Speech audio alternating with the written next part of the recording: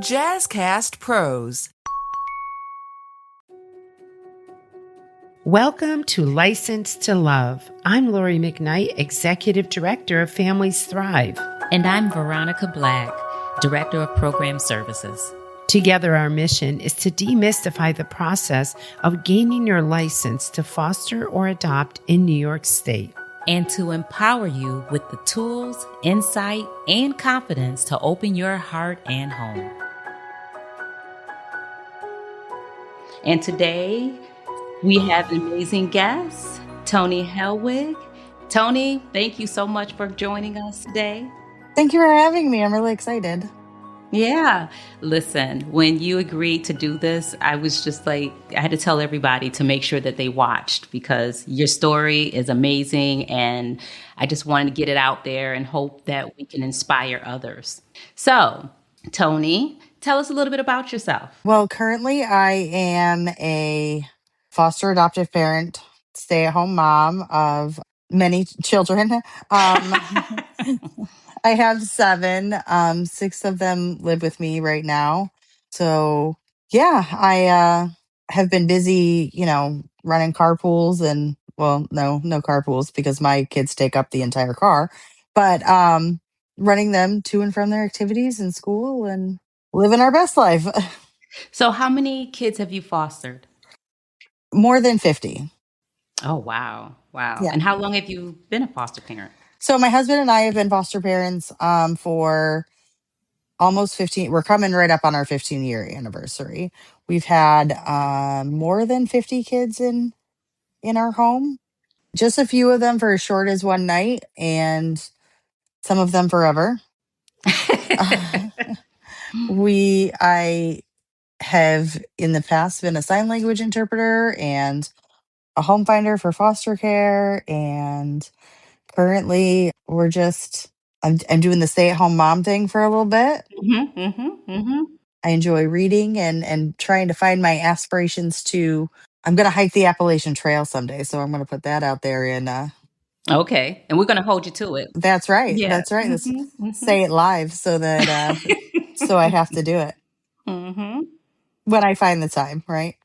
Right. So I know you're super busy. I know you're extremely busy, and I want to thank you for doing all that you're doing for our youth and our community. But Toni, can you tell us your why? Why you decided to become a foster adoptive parent?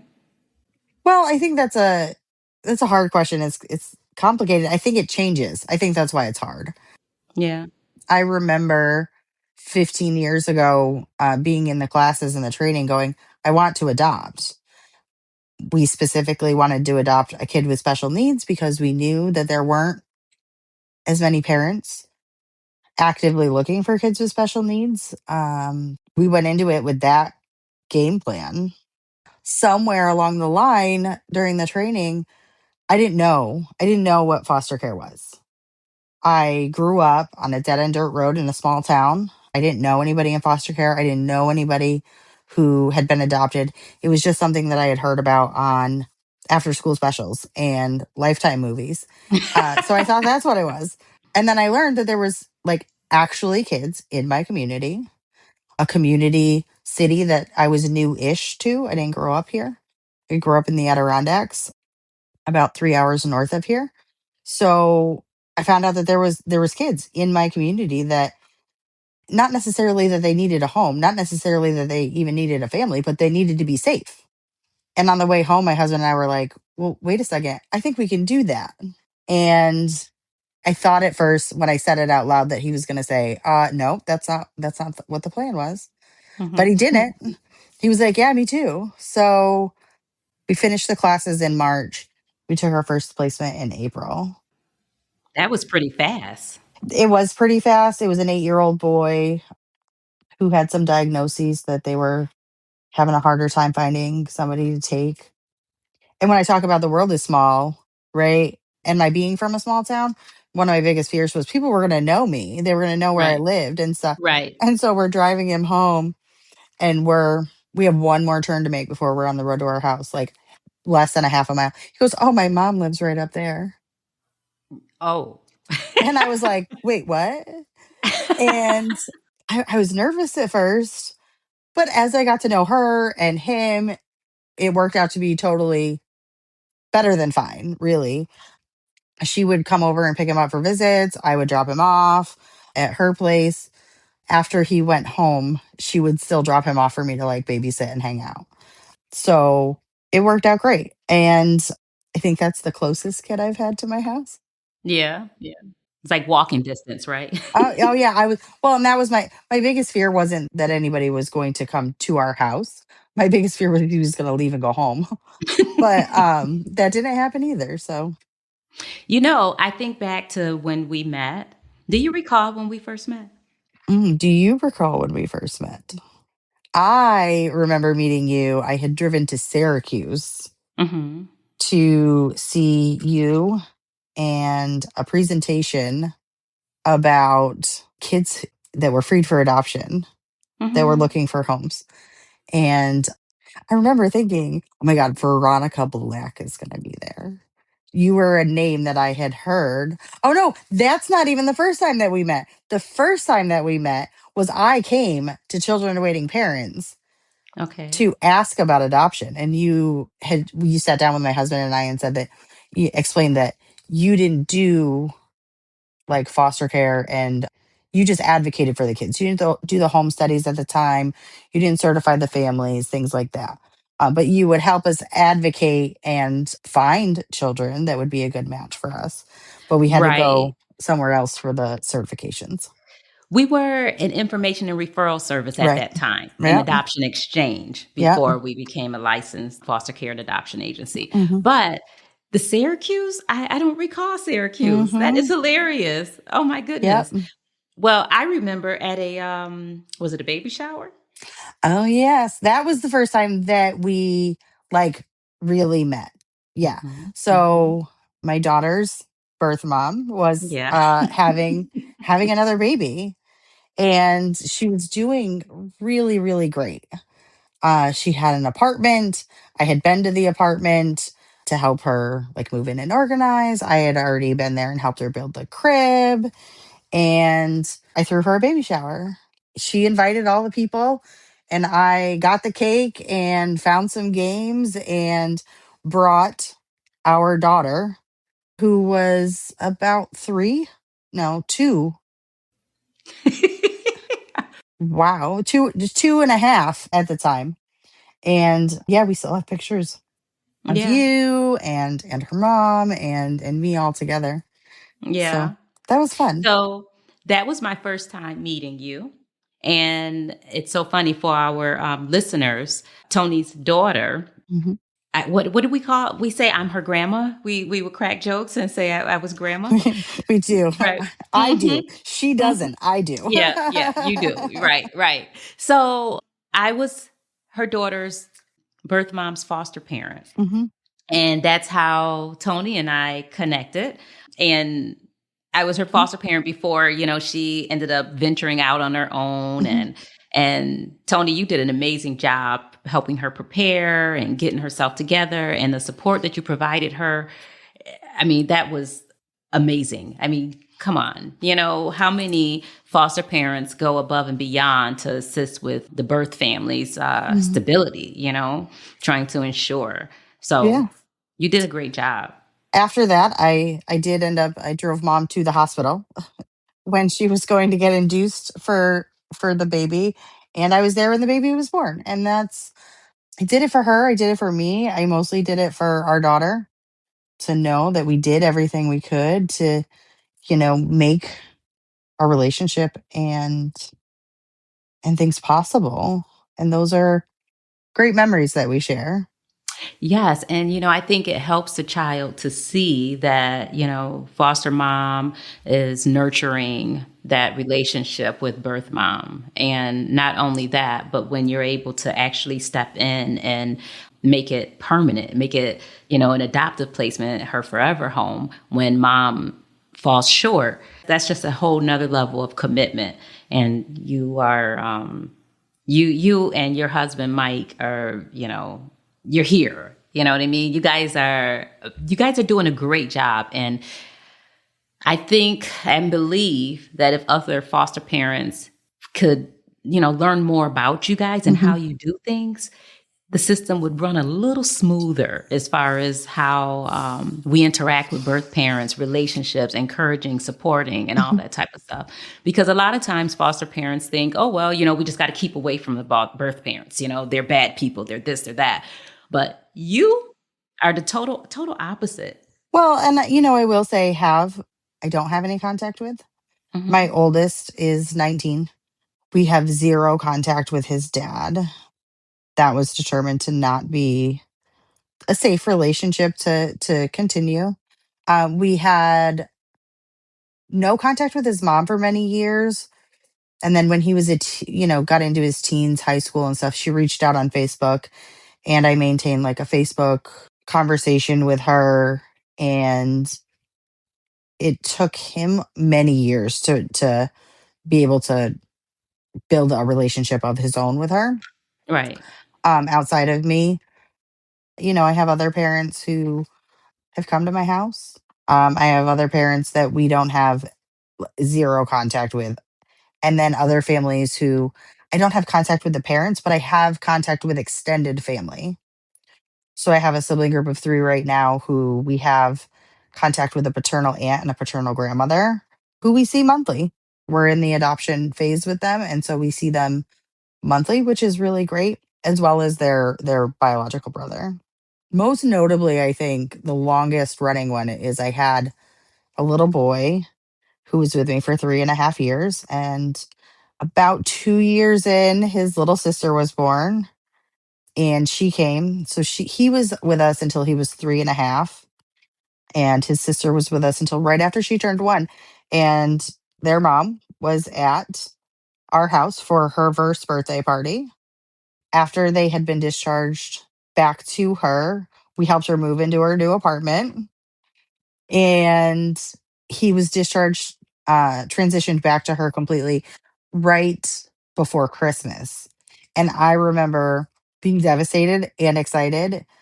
And my kids, I remember they got up and they wouldn't touch any of their presents. My two older kids that were with me, they wouldn't open any of their presents yet because they had to wait for my husband to go pick them up and bring them over for Christmas morning. So they were at our house on Christmas. He's 12 now, so that was 9ish years ago. They still come over.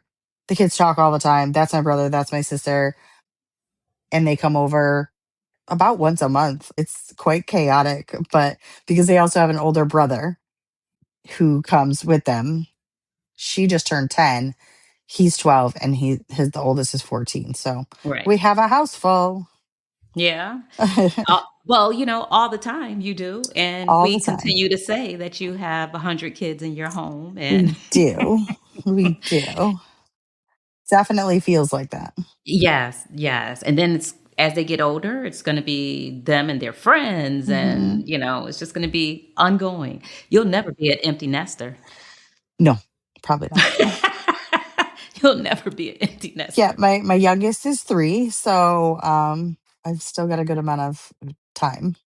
Yes, yes. So, Toni, you've experienced a lot of challenges during this process. I know, I know it's situational as far as the relationships with the birth parents, but you have gone above and beyond to support birth parents and continuing those relationships and supporting those families where the kids are returned, and I think that is amazing. That speaks volumes to your character and what type of parent you and Mike are.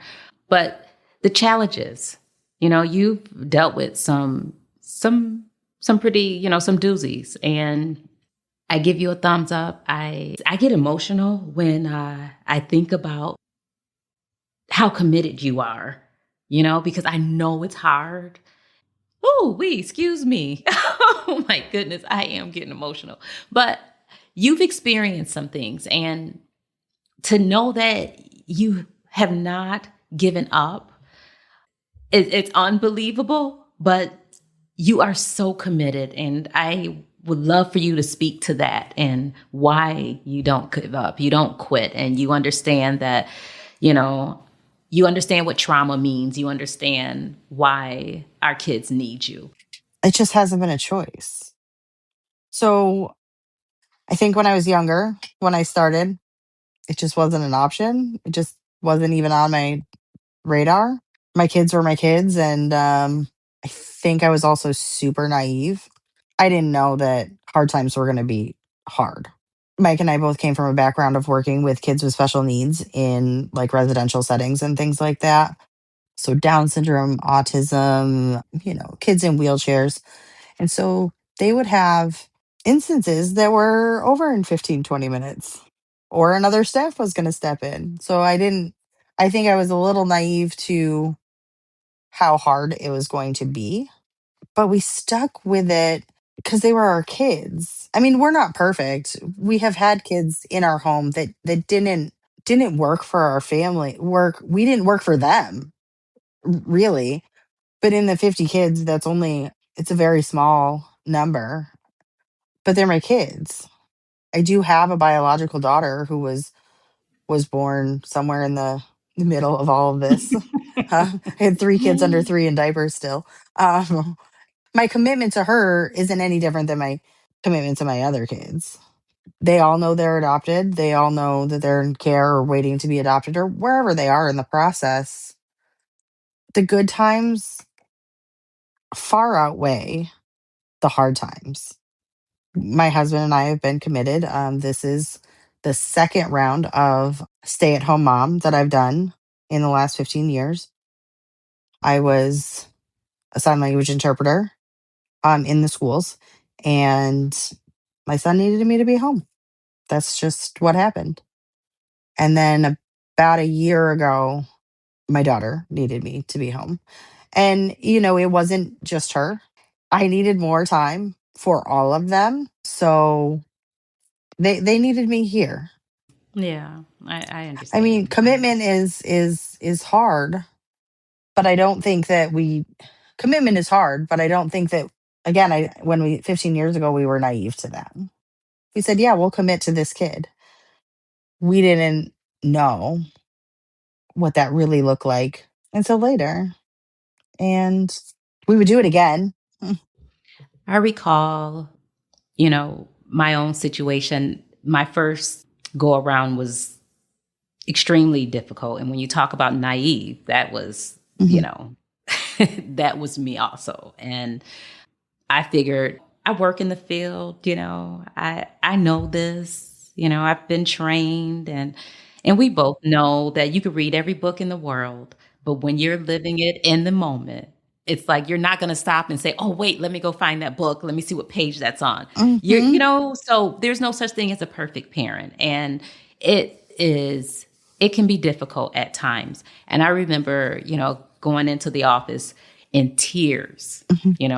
I'm crying because I'm asking questions, I'm reaching out, and no one's telling me anything. It's like if no one knows. And I'm like, how do you guys not know? This kid has experienced some kind of trauma. Someone needs to tell me something. How can I help him if you don't know? But the thing is, they can only tell you what information they have. They can only give you what they have. And because if you think about it, though, Toni, it's like if you come in my house and you take my kids from me, I'm not going to sit and say, "Let's have coffee," and I'm going to tell you everything you need to know about them. Yeah, and then I only go to sleep with this, t-shirt on backwards. Like nobody's telling they're not writing that stuff down. Nobody's thinking about that stuff because you do it routinely. Yes, yes. So it's not like, oh, well, yeah, well, if you do this, it's going to trigger him. Moms or parents are not going to give that information. They're not going to sit down and have that information available to you when you come in and remove that kid. So everything that they have is basically learned based on the experiences in foster care. Well, and I think that nobody knows what they don't know yet. Nobody Mhm, knows what time mhm, is going mhm, to mhm, how that's going to change this kiddo, mhm, right? Being in your home is a positive experience, right? You're giving them all the love and the nurturing, but nobody knows how they're going to feel after a year in care, after 2 years in care, after 4 moves. Like it all builds and nobody knows how getting to high school graduation is going to feel to them. My son took him an extra year to graduate from high school. We ended up doing it at home, tutoring, but we got there. And you know what a lot of it was? He thought he'd been with us since he was 6, he was 18. He still really, like, deep down somewhere felt like when I turn 18, I'm an adult and you're Yes. not my parent anymore. Right? Yes. So he stuck around, and sticking around for him meant that he didn't do the tutoring during the day. Like he didn't do so it took him an extra year. And it was a rough year of kind of butting heads and pushing back, and but now he's 18, 19. He'll be 20 in July. He lives in another state. He moved out. And there's still like little surprises I hear. Wait, you're gonna send Christmas presents? Mhm. Yes. You're not coming home, but I'm sending Christmas presents. Well, are you going to send stockings? Can you tell me how to make your applesauce? Can you tell me how to make Noni's corn? Like all of, yes, I will, Walmart send all the groceries and we'll do it on FaceTime or whatever. That goes to that saying where forever is forever.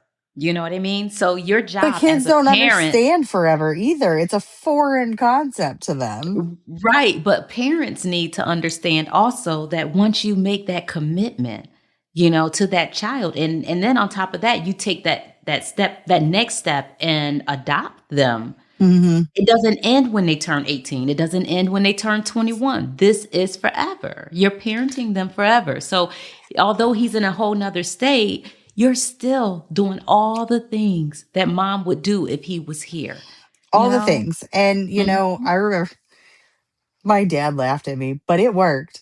You're parenting them where they're at. But so Yes. when Yeah. he had never flown anywhere. He'd never flown anywhere on his own. He'd only been on a plane once. So I made him a book with all the step-by-step directions. Get off. Okay. And it was color coded. At when you get to the airport, I'm gonna walk you to the gate. Once you go through there, you go through, you find the place to sit next to these letters and these numbers. You wait for them to call you on. Then you sit on the plane. When you get off the plane, you go and it ended up he had some delays, so the workbook didn't work perfectly, but he did use it. And he was on the phone with my husband at midnight going, and my husband's looking at the map of the airport, telling him how to get from one terminal to the next. Right. So we're doing what we got to do. And sometimes it's holding their hand so they can get to an airport that you're not at. And sometimes it's biting your tongue and just waiting for the percentage of the classes to slowly increase to get to graduation. And when we think about babies, one of my daughter was 3 months old when she came to me. Nobody could have told me back then where things were going to lead us. So that's been a little bit harder. That's been a little bit different because my son was a 6-year-old. So there were behaviors and feelings I could see. Right, right. I already knew before we signed the Mhm. adoption paperwork, but we're committed. Yes, you are. And sometimes that means giving up a career or two. And sometimes that means cutting back your hours at work because you have a kiddo that can't. My 6-year-old couldn't get through a whole week of daycare. So we had a home day in the middle of the week. That's what we had to do. That is called parenting. That is called unconditional love. That is a commitment. And that's what we need from all of our families. We need families who are going to step in, and I say it all the time, and provide that unconditional love, give that unconditional love, give them a second chance at, being a child, not being that kid who has to take care of their sibling and look out for them, actually being a kid themselves, and then you showing up for that kid. That's what we need. We need parents who are going to show up. And boy, do you show up. What were your teenage years like though? The kids' teenage years? Your yeah, No, yeah, mine? with your no, your kids' Oh. teenage years. So they're all very different. My oldest didn't he had a phase where he did some sports and like hung out with friends. And then he, had some struggles where he was more of a homebody. He had a job before he left, and he lost the job before he left. Right? I mean, there were the typical ups and downs, and there were. I now have my 16-year-old will be 17 at the end of the month, so we're waiting on his adoption too. When he was 12, when he came, he said, "I'm not here for you to adopt me, kiddo." And now we're waiting. I guess he figured he should probably just make it official because he said we told him he was stuck with us anyways, um, regardless of whether there was an adoption or not. He's a gamer. He likes to go out and ride his bike and do typical things, but making friends for our kids is hard. So like trying to nurture any sort of friendships that they do have and being there for them through that. And then I have a 13-year-old, a girl who's 13. That's very different from the boys. Um, but we're just dipping our toes in there. We've had days where we were living day by day. We've had times in our 15 years in our family where we have lived moment to moment, hour to hour. And the only way I think I remain committed is this time, this moment isn't going to last forever. Like we're not this moment is going to pass. It's probably going to come back, but it's going to pass. And we've had to be really self-aware about I'm working with someone right now who's like, okay, I need you to identify what is your anxiety and what is their anxiety. Um, because, I have to be there are things that cause me anxiety. And we work through it. And like I said, sometimes it's moment to moment. And sometimes it's week to week and month to month. But we're just here to roll with Yeah. it. Yes, yes. And it's funny you said that when he first came, he said that he's not there for you guys to adopt him, right? Technically he was a respite. He was just here for the weekend. But then he was staying permanently, right? So for an undetermined amount of time, he was still in care. And yeah, he was like, "Well, I agree to stay, but I'm not staying for, I'm not getting adopted." So how many years later? Well, he's 16 now. It's almost 5 years. And Okay. some of that, right? So that's a commitment. Hmm. Some of that was the court and the court process, which, Right. takes longer than it should sometimes. But a lot of that time was waiting for him to be ready. I love that you said that you're waiting. You're not pushing that child. I recall hearing, "You're not my mom. I don't need a family. He needs a family. I don't need a family. And I already have a family." And, you hear those things and sometimes it's hurtful. But, as a foster parent, you have to remember that it's not about you. It's about the trauma that they've experienced. You can't take stuff personal. And it's like, okay, I'm not your mom, but I'm here. You read my mind. So some of unpopular opinion, some of my least favorite advice is don't take it personal. Yes. Because it's way harder than it sounds. Um, I still take things personal every day. Hmm. And have to go be by myself in my feelings. Hmm. Hmm. Because it's hard after. You're right. It's It is easier said than hard. It's done. It's way easier easier said said than than done. done. And I Hmm. wish, and I haven't come up with it yet, like what the replacement advice that I would like better is, but it's Hmm. just true. It just is. It's hard to not take it personal. And I know And there's we been times I cried, it's mhm. like I've done everything. I've done everything. I've given him everything. I've done it all. What is going on? What am I doing wrong? Why can't I connect?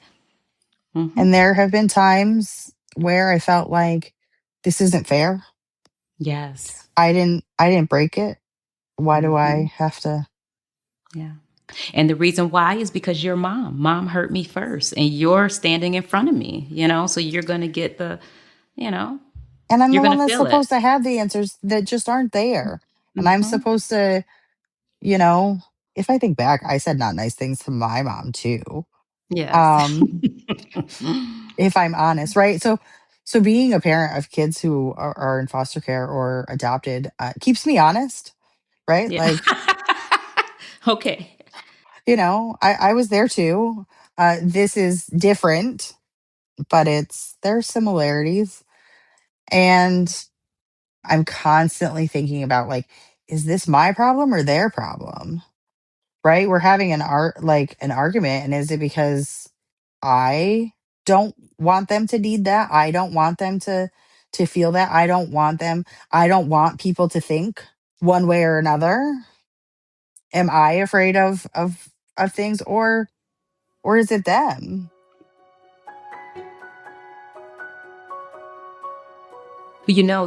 Tony, it took me forever to figure things out, and I still don't have it all figured out. Right. But what I had to realize is, again, it's not about me. I can't take it personal. These are things that happen to you. It's a trauma that you've experienced. My job is to help you through it, right? To help you through it, help you to heal, to be there for you, right? So one thing I learned is that sometimes, because of, the trauma that my child experienced, if I did not argue with my child, if I didn't go back and forth with my child, it was almost like, you don't love me. You don't care about me, And I'm like, no, I do love you. I'm just not dancing. I'm not dancing. I'm not going back and forth with you because I know it's not about me. What I want us to do is I want us to connect with the therapist. I want, you to reach out and express yourself. So, yeah, that was hard. So now I have this thing where I just listen. I listen, and I really don't say much, because and when I don't say much, it comes across as, you don't love me. And our kids are going to push that boundary, Hmm. especially with us, because the people that weren't supposed to leave Hmm. left. So Hmm. why would Hmm. you stay? Exactly. Exactly. And that's not the case for every Mhm. family. Exactly. Hmm. That's true. But the bottom line is they're going to push those boundaries to see, especially kids who have been in multiple homes, Oh, right? definitely. So they're going to test it to make sure that you still show up tomorrow Hmm. or in an hour. Hmm. Yes. And showing up for my kids it's really, really important to me. Even yesterday, had a call. My daughter wanted me to pick her up from school. She was having a hard time, and the school called back like 15 minutes later and said, "No, no, no, she's in a good spot. Hold off. Don't come yet." And a couple minutes later, I pulled over and I texted. I was like, "Wait, she knows that you told me not to come, right? Because I cannot have her thinking that I didn't show up." So a couple of things happened, was I needed her to know that I didn't just show up, that we made a plan, but also she needed to know that I would come for her. And 5 minutes later, I mean, this didn't happen overnight. Change does not happen overnight. It's not like we're going to have this behavior today and I'm going to explain it to you why we need to have safe hands, why feet are not for kicking, why it's okay to have big feelings but it's not okay to be mean. Like, we're not going to have this conversation just today. We're going to have this conversation about 600 times. And there are going to be days where I'm going to feel like I'm beating my head against the wall, but eventually they're going to get it, because you know how many times I showed up for her and she knew that I would come. And so now we have days where it's like, I feel better just knowing that she's there for me, even if she's not right here. And that takes time. And, change is not, one of her therapists said to me, well, change isn't linear. right? And I was like, well, yeah, duh. Oh, oh, no, no, no. Now I know what that means, right? Because I'm living in it, I'm walking in it. It doesn't happen overnight. It It doesn't really happen doesn't. overnight, and Mm-mm. it's forever going to be two steps forwards and one step back. They're going to always need you. They want to know that you're going to always be there. I And recall, when they don't want to need you mhm, is when we kind of struggle the most. They don't want to need me. right, but They they still want, need you but they to do be need there. me. Hmm. And so we have this kind of like this Hmm. balancing act of what can we do so that you feel comfortable and safe, but Hmm. also grow and be independent. Exactly. So it's a Exactly. balancing act. I said to my one son, I said, tell me how I could help you. How can I help you be self-sufficient, Hmm. more self-sufficient? How can I help you? Tell me what I can do to help you. So I put it off on him. Hmm. And he, of course, didn't want to admit that he needed me. So, Hmm. or my help, which is, it's always hilarious. But he's like, oh, well, I don't need you. There's nothing you could do because I already did this and I already did that. And I'm like, buddy, take your time. You don't have to answer now. Just tell me what you need from me. You know, I realize that as long as you're willing to show up, Hmm. and sometimes you have to do things without them asking. Hmm. You have to. And I always think back to, it was a sporting event, and my son played the sport, and I was in traffic. I was stuck in traffic.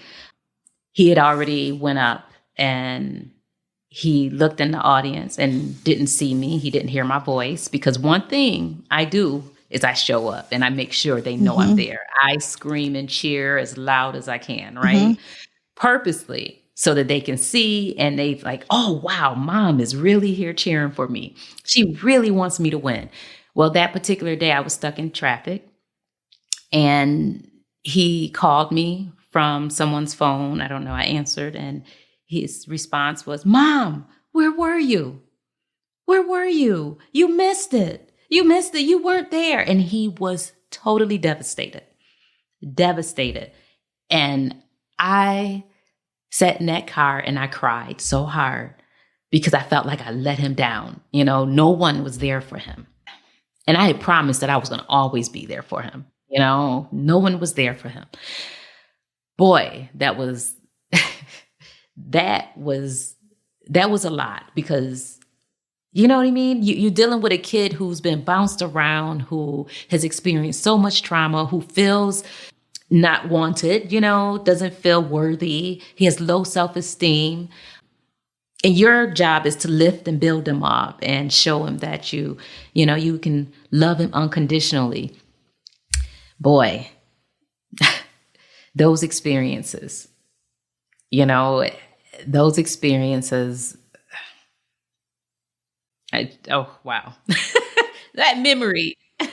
You know, my 7-year-old, when he came here, he was 4, and he had been with a family member and another foster home before, and he did a couple of things in the first couple of weeks.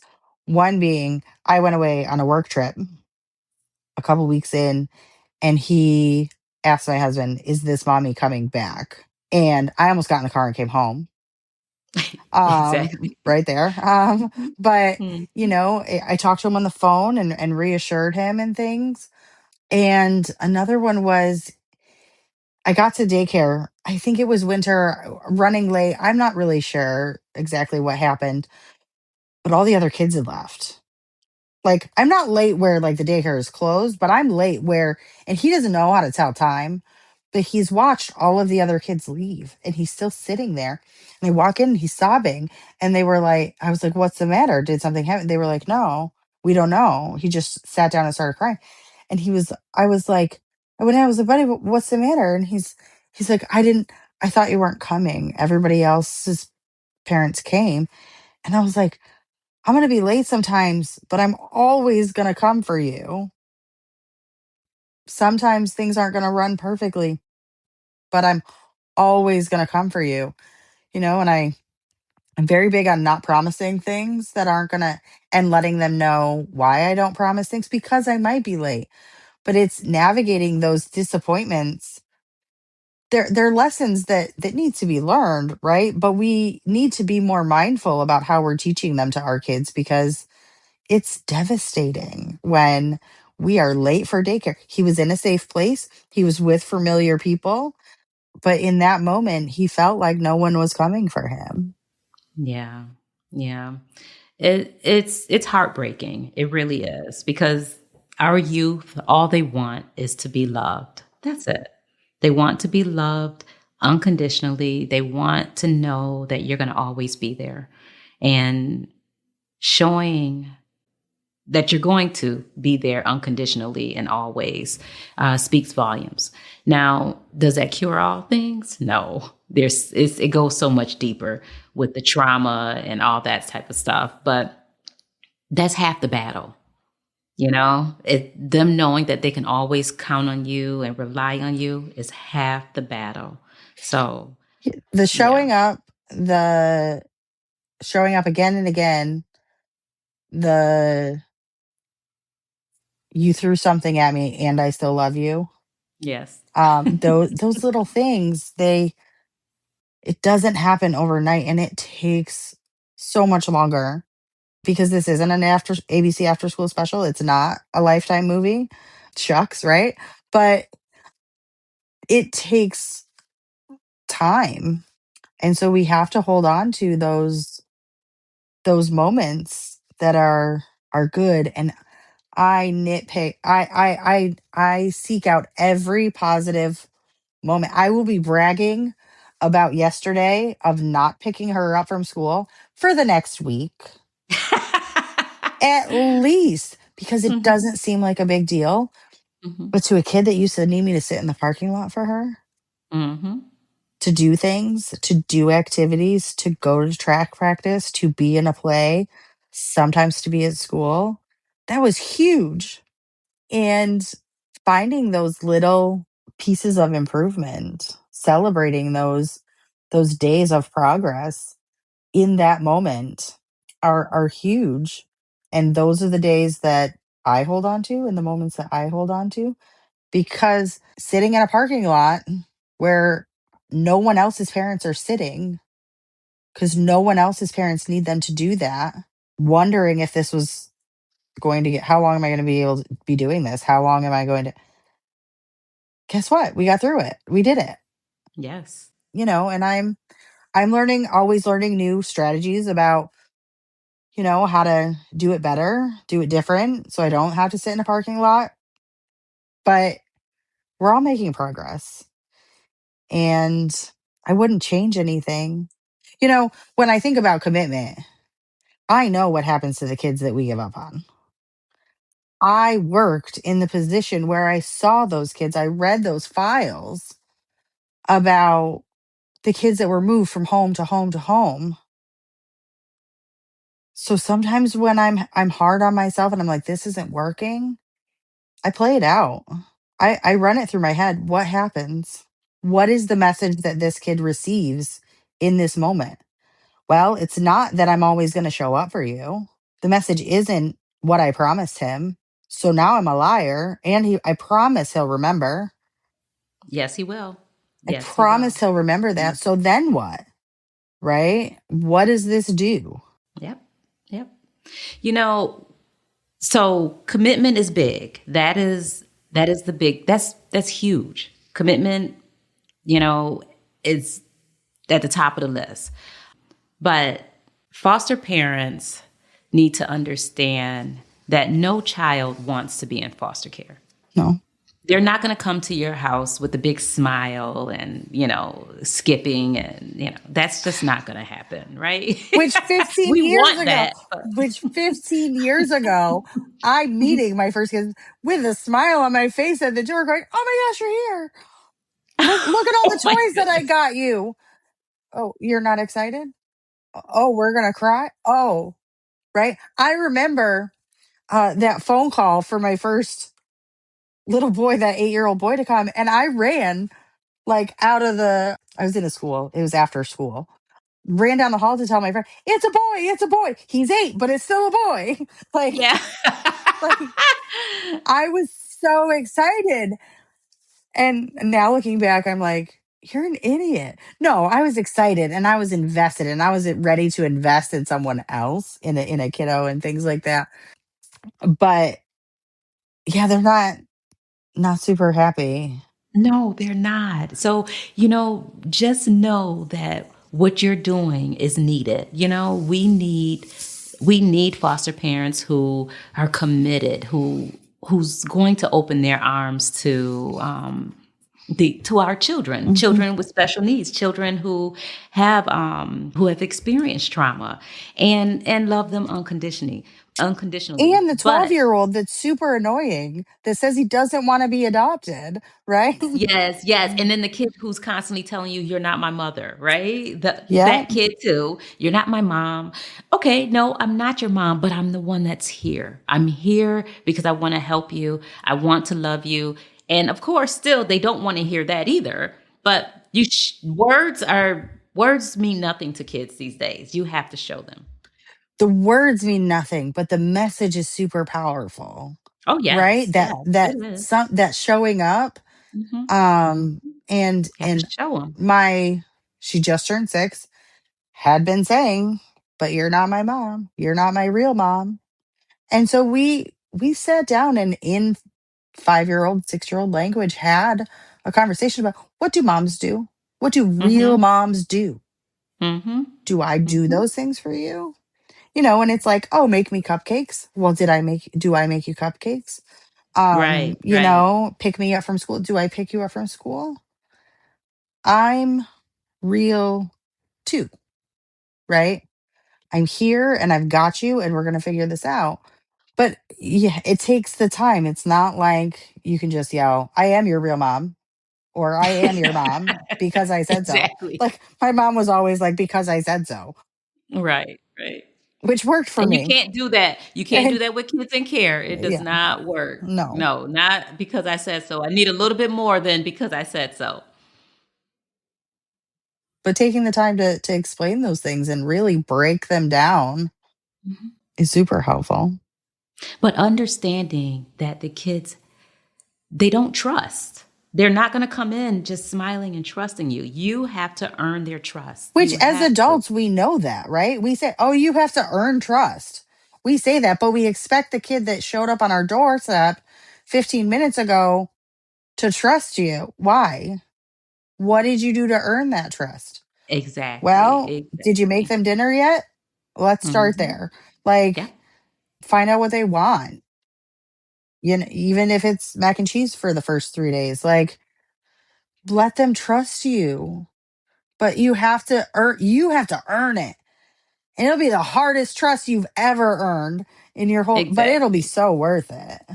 Exactly. Listen, I recall when my son, I don't know, he got into some kind of trouble at school and they Mhm. called and asked me to come in.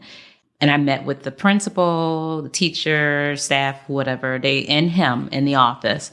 He was so surprised at my reaction and the fact that I was there standing up for him and fighting for him. He was blown away by that. Blown away by that. He was speechless. He didn't even know how to handle that. And then Mhm. later on, someone told me, one of the teachers, he had wrote an essay and they wanted to send it to me and wanted me to read it. And they talked about how, well, he spoke about how his mom comes to school every day to fight for him. She always fights for him, and how she teaches him that there's going to always be consequences for his actions. But he was so surprised because no one has ever done that for him. Because right or wrong, it's me and you against whatever that problem is.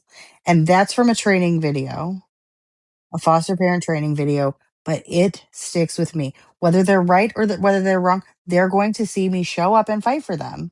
We'll Hello. talk about why they're wrong. There might be a consequence for why they're wrong. I'm not just like okaying the problem, but whatever it is, they will feel like it's me and it's them against whatever that problem is. Yeah. Yep. That's it. That's it. And that's what I always said, we're a team. We're a team. And, I did it as a single mom. So we're a team. I need you to be honest in order for me to protect you and keep you safe. So, and just know that I'm going to always show up. I'm going to fight for you. And that's it. And that's the responsibility of a foster parent, whether you choose to adopt or not, the level of commitment is still the same.